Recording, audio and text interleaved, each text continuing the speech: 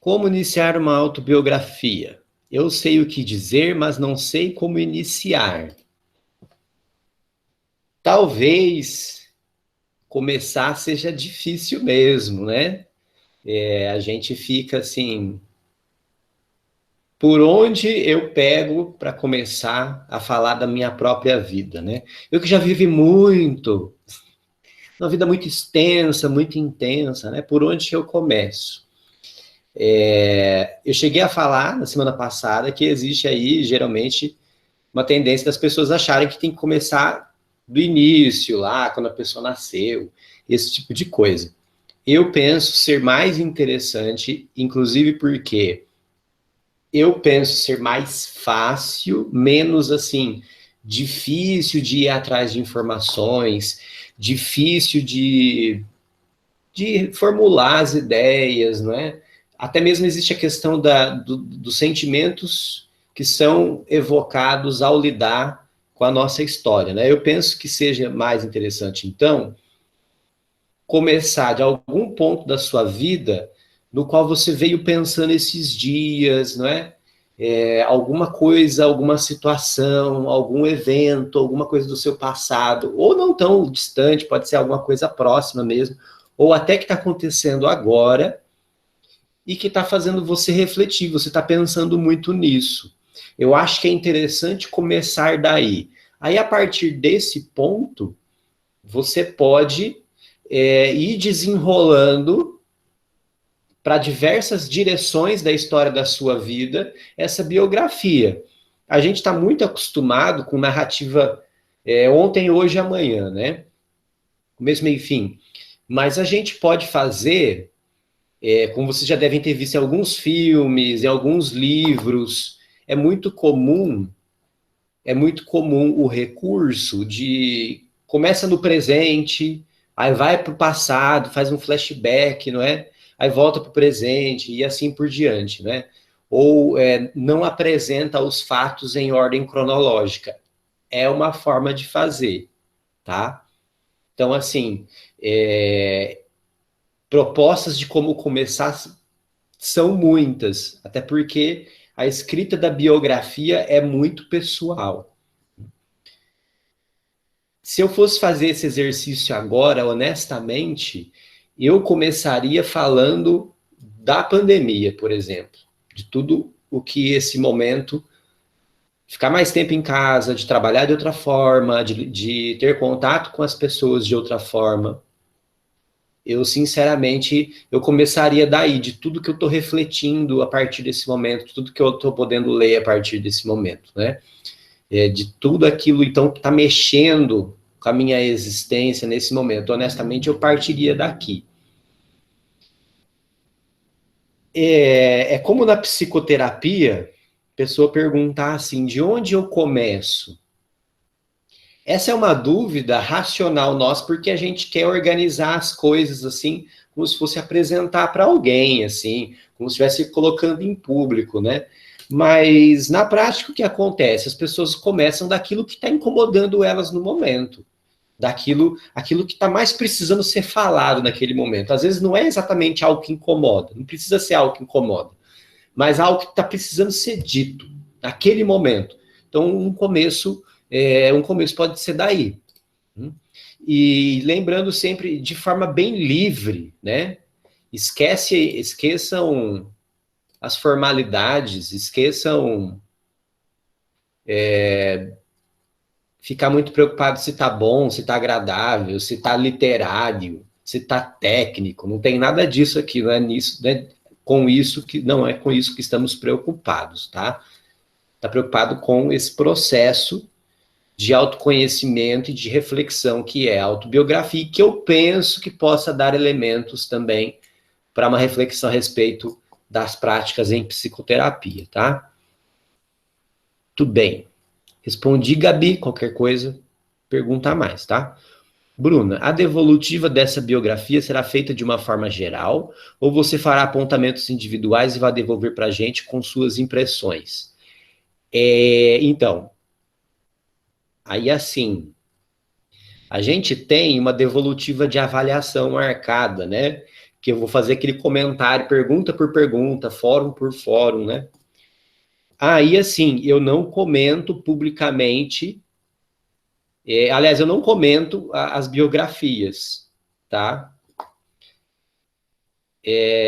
Às vezes, acontece de mexer muito, né? Ser uma leitura que mexe com a gente. E aí eu escrever algum comentário, mas é algo sempre muito contido, porque eu não posso ficar metendo na vida de ninguém. E eu não vou comentar publicamente isso de forma nenhuma. O que pode, hoje, ou lá na devolutiva de avaliação, o que pode é alguém ter a iniciativa de contar o que escreveu, de contar como se sente. Isso pode, eu acho super bacana, mas ninguém é obrigado, ninguém tem que se sentir no dever de fazer isso, tá? Então, não vai ter uma análise disso, não vai ter uma avaliação disso, é para vivenciar o processo mesmo. Lembrando, né, que eu falei já, então por que a gente não escreve como um diário e guarda para si? Porque faz total diferença você saber que você está escrevendo para alguém. Não vou ser o analista de ninguém aqui, nem psicólogo, psicoterapeuta, nada, mas muda, a elaboração desse processo muda, sem sombra de dúvida, né? Até os pudores, né? Eu vou escrever para ele, quer dizer, não vai escrever para mim, mas eu vou ler, né? Mas assim, isso é parte do processo também. Compara com a psicoterapia, né? Eu tô falando com um terapeuta homem, tô falando com uma terapeuta mulher. Nossa, esse terapeuta parece jovem. Essa terapeuta parece ser um pouco mais velha que eu. Tudo isso entra no jogo, que na psicanálise a gente chama de transferência, certo? Então, isso é parte desse jogo também. É claro, eu reitero que eu tenho um compromisso profissional de guardar isso para mim, isso é uma coisa que fica comigo. Eu acho interessante que dessa vez não é escrito nem impresso, né? Não é no papel. Mas eu acho interessante devolver lá no 10º termo, quando eu dou psicologia escolar para vocês. Mas aí, não sei, né? Porque vai estar gravado, enfim, posso mandar de volta, uma coisa assim. Certo. Maria Isabela Bosco, tem máximo de páginas?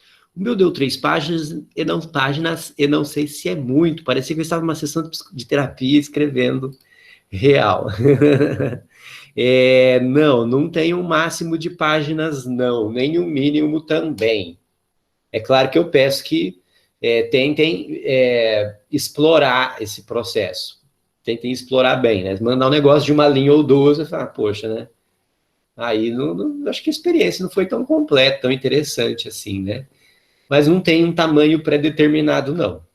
Então, se você acha que 3 páginas está bom, é isso que você queria escrever, então tudo bem. Você acha que tem que escrever mais, tem tempo ainda, não é?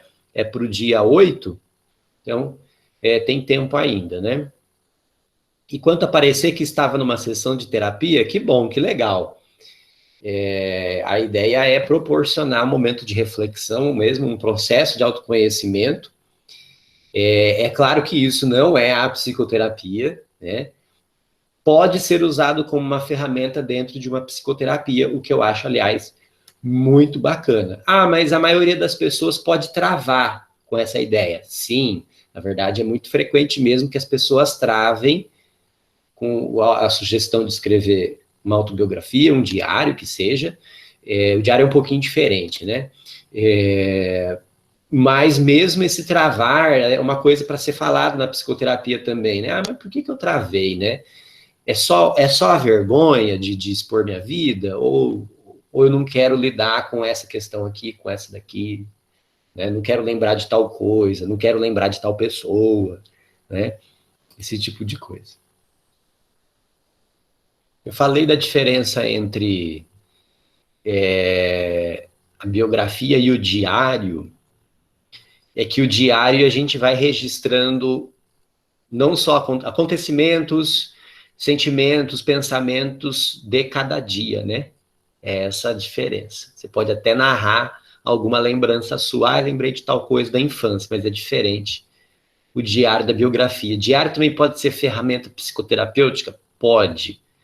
Só, por favor, não vai sugerir isso o seu professor de psicanálise, tá bom?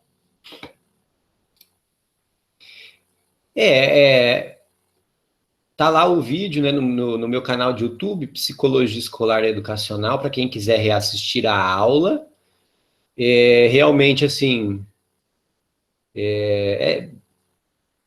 eu sei que dá umas travadas, é normal, mas, assim, pensem em escrever da forma mais livre possível. Não fiquem preocupadas com escrever certo, com a BNT, nem não tem que ter a BNT, não. Põe o nome, põe o seu nome, o título do trabalho e a sala, tá bom.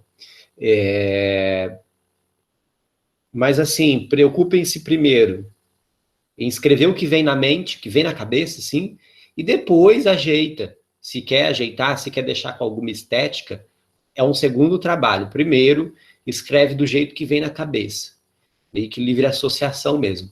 Depois, vai ajeitando as coisas, se quiser. Lembra de fazer o movimento progressivo, regressivo, tenta, não sinta isso como obrigação, tenta fazer o movimento progressivo, regressivo.